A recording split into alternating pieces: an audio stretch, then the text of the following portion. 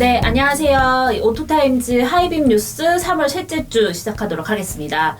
저는 오토타임즈 오아름이고요. 첫 번째 뉴스는 김성윤 기자가 준비를 해줬습니다. 네, 안녕하세요. 네, 안녕하세요. 이번 뉴스는 사실 지난주에 한창 이슈가 됐던 내용인데 저희가 2주 만에 좀 늦은 감이 없지 않아 있지만 가지고 나왔습니다. 어떤 내용이냐면 이게 자동차 사전 계약으로는 제 생각엔 최초일 것 같아요. 이제 사전 계약을 열었다가 하루 만에 닫게 되는 일이 있었죠. 이 기아 자동차가 소렌토 하이브리드의 친환경차 혜택을 받지 못하면서 다시 가격을 조정하겠다라면서 사전 계약을 중단하기에 이르렀습니다. 그랬고 이제 그 2주 만에 이제 다시 보상안이 나온 거죠. 어떤 건지 좀 소개를 해주세요. 네, 뭐 최근에 나왔던 신차 소식 중에서 가장 어떻게 보면 핫한데 네. 안 좋은 방향으로 좀 핫했죠. 논란으로 핫했죠. 네. 그 지난달에 기아차가 이제 4세대 신형 소렌토 사전 계약에 들어갔는데 이 하이브리드 모델이 네. 정부의 에너지 소비 효율을 지키지 못해서 이 세제 혜택 대상에 빠지는 바람에 하루 만에 이제 사전 계약을 전격 중단을 했죠. 맞습니다. 예, 이 친환경차 법률을 보면은 이 1000cc에서 1600cc 사이 이제 가솔린 하이브리드 자동차가 이 친환경차 세제 혜택을 받으려면은요 그 에너지 소비 효율 기준이 리터당 15.8km입니다. 네. 그런데 이 신형 소렌토 하이브리드는 이에 못 미치는 네. 15.3km인데 담당자가 이 일을 사전에 인식을 하지 못해가지고 이제 하루 만에 사전 계약을 중단하는 이런 총국이 좀 벌어지게 된 거죠. 그렇죠. 그래서 뭐 일각에서는 이게 정말 담당자 개인의 문제냐, 아니면 이 기아차가 이걸 전체 모든 직원이 모르진 않았을 텐데. 이거 저도 사실상 저도 개인적으로는 이해가 안 되는 부분이에요. 그렇죠. 저희가 이제 것도 아니고. 보기만 해도 알 수 있는 법령을 찾아보면 네. 바로 나오는 내용이네. 그래서 눈이 좀 안 좋아서 팔을 3으로 갔다. 글쎄요. 뭐 이런 얘기까지 있었어요. 근데 이게 아무래도 세제 혜택이 꽤 되니까 이렇게 논란이 있었던 거잖아요. 꽤 돼요. 이 기준을 충족한 이 하이브리드차 세제 혜택 올해 기준으로 네. 개별 서비스 100만 원에 부가가치세 13만 원, 교육세 30만 원에 이제 취득세 90만 원인데 네. 합해서 233만 원입니다. 그러네요. 233만 원. 지금 이 그 하루 만에 이루어진 계약이 소렌토 네. 하이브리드 계약이 이제 13,000대 정도 되는데요. 이 기아차는 이 계약자 전원에게는 이제 모두 이 금액을 보상한다는 방침을 이제 발표를 했고요. 네. 이번 보상안으로 인해서 약 280억 원 정도의 비용이 이제 들어가 있고 추정이 되고 있어요. 신차를 이제 팔지도 않았는데 아직 팔지도 팔기 전에 지금 네. 280억을 손해 보고 시작을 하는 거잖아요. 이거는 꽤 손해가 클 것 같아요. 그렇죠? 개인이 엄청난 감당해야 돈이죠. 할 네. 손해라면 정말 꽤 큰 손해인데 사실 근데 이거는 이제 에너지 소비 효율을 충족하지 못해서 혜택을 못 받는 네, 거지 네, 네. 그냥 하이브리드인 건 맞아요. 그렇죠? 맞아요. 그러니까 거기서 파생되는 뭐 친환경차 혜택이 따로 네, 있잖아요. 네, 뭐 네. 주차장 할인이라던가 저공해차 혜택 같은 저공해차 거 같죠. 혜택은 그대로 받으실 수 있는 거고 사실 이 세제 혜택을 못 받았던 건데 이것도 이제 기아차가 본인들이 다 이제 해결을 해주겠다고 했으니까 지금까지 계약하신 분들은 다 지금까지 받으실 수 계약한 있는 거잖아요. 그렇죠. 네. 근데 이제 13,000대 이후에 그쵸. 분들은 어떻게 될 거냐도 사실 관건이거든요. 네, 어떻게 뭐 사실상 이 세제 혜택 못 받는다고 볼 수 있죠. 네. 왜냐면은 기아차에서 연비를 다시 올려서 재인증을 받지 않는 이상은 못 받는 네. 거고 물리적인 시간 감안하면은 이 재인증 받는다는 것은 사실상 불가능하다고 보는 게 맞고요. 네.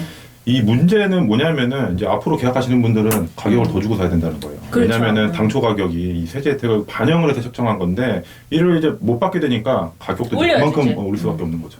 그렇죠. 근데 이제 가격을 올리면 되는데 사실 13,000대를 하이브리드를 생산하는 게 벌써 거의 한 1년치가 넘는다고 하더라고요. 네, 네, 이제 네, 대기만 네. 해도 1년을 해야 되는 거니까 요즘 하이브리드를 계약하려고 하면 거의 2021년부터 받는다고 네, 이런 네, 네, 얘기도 네. 있어요. 그러니까 거의 이제 하이브리드는 끝났다라고 보면 되겠고 그럼에도 어쨌든 소렌토 하이브리드 나도 사고 싶은데 그 일반 3,000대 안에 못 들어가신 분들 있잖아요. 네. 그분들은 아직 계약도 못 하는 건가요, 그럼? 일단 지금은 디젤은 계속 계약을 받고 네. 있어요. 일단 소렌토 하이브리드 같은 경우는 가격 책정 다시 해야 되는데 지금 내부적으로 지금 검토 중에 있고요.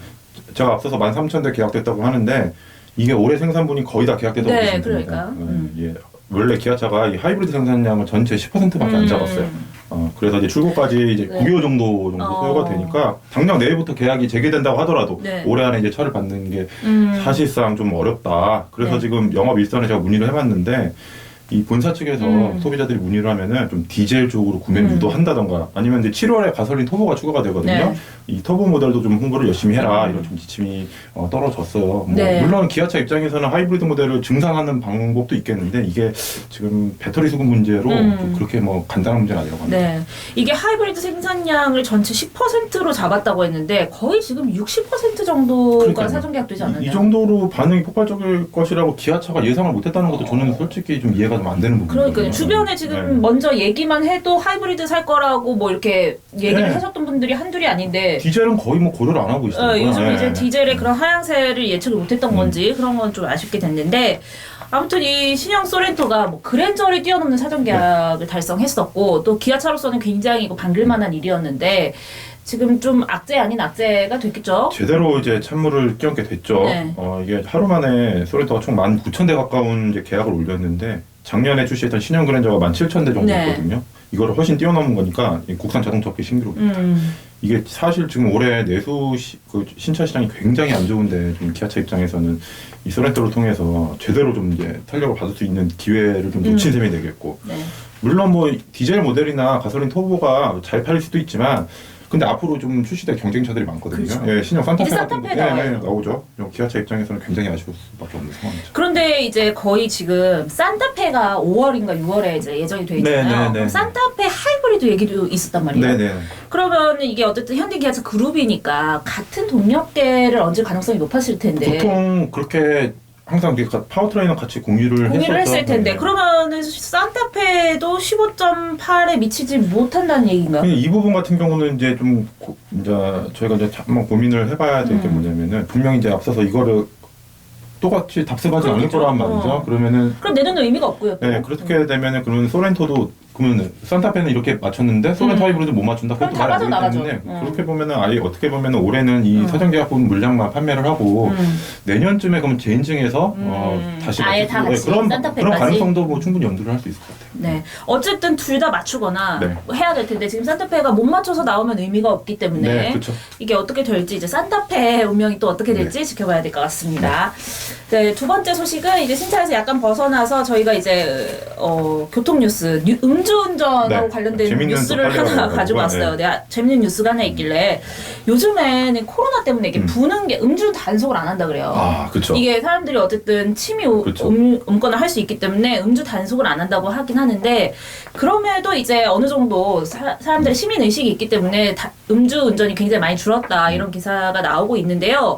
이게 하나 재밌는 판례가 나왔습니다. 이제 사실은 1m만 술을 마시고 운전을 해도 음주운전이잖아요. 그런데 대리기사가 주차장 입구에 그냥 차를 떡하니 놓고 가서 어쩔 수 없이 운전을 했을 경우에는 이것은 이제 법 위반이 아니다. 뭐 이런 판례가 나왔다고, 무죄다. 이런 판례가 나왔다고 합니다. 네, 보통 우리가 생각하는 건 이거 음주운전이다라고 네. 생각하기 십상인데 결론부터 말하면 이 사안은 이제 무죄다라는 판례가 무죄다. 나왔어요. 예, 이게 네. 사실 작년 12월에 있었던 사건인데 이 통행에 방해가 될까봐 차를 좀 이동시키려고 이제 음주운전한 혐의로 기소된 운전자에게 무죄가 네, 선고가 네. 됐는데 이게 근데 좀 사건을 한번 네. 자세히 좀 설명해드릴 필요가 있습니다. 네. 그러니까 이 운전자 그 A 씨가 그 창원시에 있는 건물 2층 주차장에 네. 그 차를 주차한 상태에서 술을 네. 먹고 다음날 새벽 4시에 이제 대리운전을 네. 불렀죠. 근데 이 대리기사가 그 A 씨의 차량을 운전을 해서 이제 밖으로 도로도 주행도 안 했어요. 이제 1층 그 출구로 나갔는데 운전을 좀 미숙했나 봐요. 그냥 나가는 동안에 그 그쵸, 주차장 1층, 안에서 2층에서 1층 그 출입구로 네. 나가는데 그 와중에서도 운전이 마음에 들지 않았던 모양이에요. 그래서 좀 운전하지 말아라. 그 A 씨가 이제 네. 화가 난 모양이죠. 대리운전사가. 그래서 그 출입구에 차를 그냥 세워두고 그냥 네. 가버린 거예요. 아하. 근데 이제 당시 그 A 씨가 그 혈중 알코올 농도가 네. 영업 취소 수치 이제 0.1% 이상이었는데 네.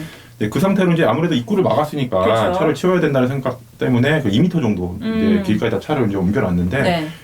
이걸 그 대리기사 몰래 숨어서 보고 신고를 괘씸하니까 네. 여기까지 왔는데 운전을 네, 못하게 한 했으니까요. 거고 그래서 이제 기소가 된 거죠. 네.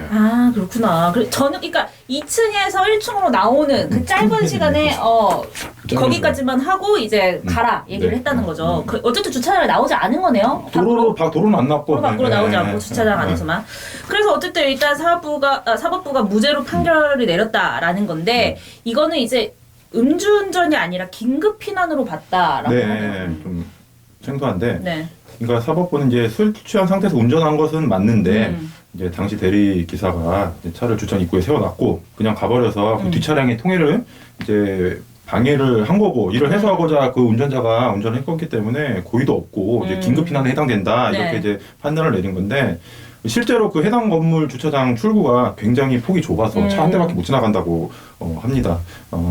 그래서 그 A 씨가 차량을 옮겨 세운 후에 이제 주차장을 나가는 다른 차량의 통행이 실제로 이제 있었다고 확인이 됐고요. 법원이 이를 고려를 해서 아예 이제 전면 무죄를 선고를 한 거죠. 아, 그러면은 이게 항상 약간 좀 악용될 우려가 있잖아요. 이게 긴급 피난이었다라고 항상 우기는 사례가 좀 많아질 것 같은데, 이게 긴급 피난이라고 볼 수 있는 딱 경우가 정해져 있겠죠? 사실 저도 이 조항을 봤는데 네. 어려워요. 저희 같은 어려워요. 일반 사람들이 보기에는 어려운데 일단 형법 제22조 1항을 보면은 네.